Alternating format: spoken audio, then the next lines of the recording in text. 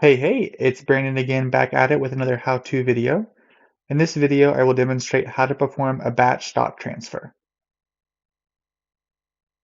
Transfer function move stock between locations or sublocations. To do this in bulk, we're going to navigate either to our transfer option from the home screen, or we're going to select our inventory and then the stock transfer option from here. Either way, you're navigated to this screen. Instead of doing a quick stock transfer, we're actually going to select our batch stock transfer. One difference in this screen is that anything that is recorded can also be canceled. Now we're going to select the Create Batch Stock Transfer Shipment from the top right of the screen, and that's going to navigate us to our shipment screen. Here, we have a few options. So our shipment origin and our shipment destination is referring to the location level hierarchy in your Finale account. So for me, I'm going to go from the East Coast warehouse, for example, to the West Coast warehouse. I then have my different products down here, and because I selected East Coast, it's filtering the stock I have at the East Coast primarily first. So I can enter 20 units to transfer. It's taking the 20 from the East Coast at ECAA01, and then here it wants to know what the destination is. This would be your sublocation, so we want to pick the WCO1 in our West Coast. In simplicity, we're moving from one sublocation to another sublocation, and these sublocations live in your locations.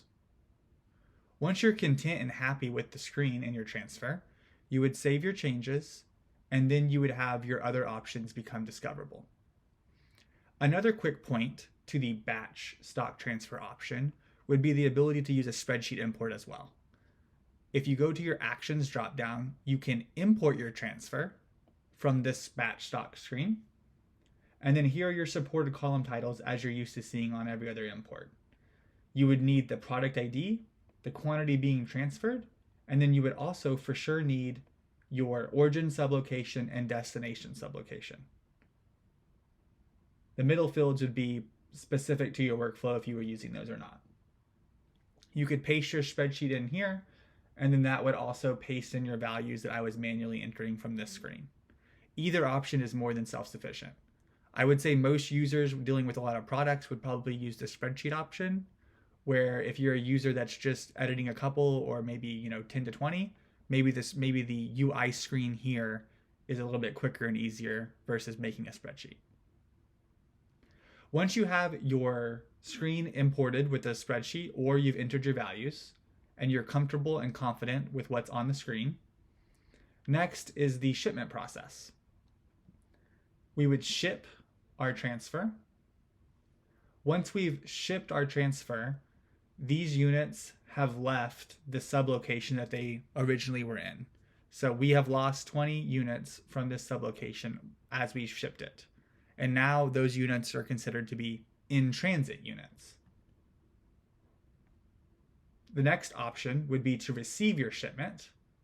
As you receive your shipment, that actually brings those in-transit units and places them in WCO1. So now the transfer is fully complete. Again, we can go to our inventory dropdown, go to stock history, and look at our black tea, and you can see that this was sent and this is received. It's two separate transactions that are recorded, and you would have your designated sublocations from where they're coming from and where they're going to, your origin and your destination. And that is how you do a bulk transfer.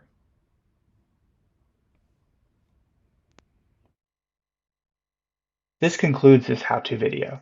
If you have any additional questions, please reference our Onboarding Academy on the Help Center or contact service@finaleinventory.com.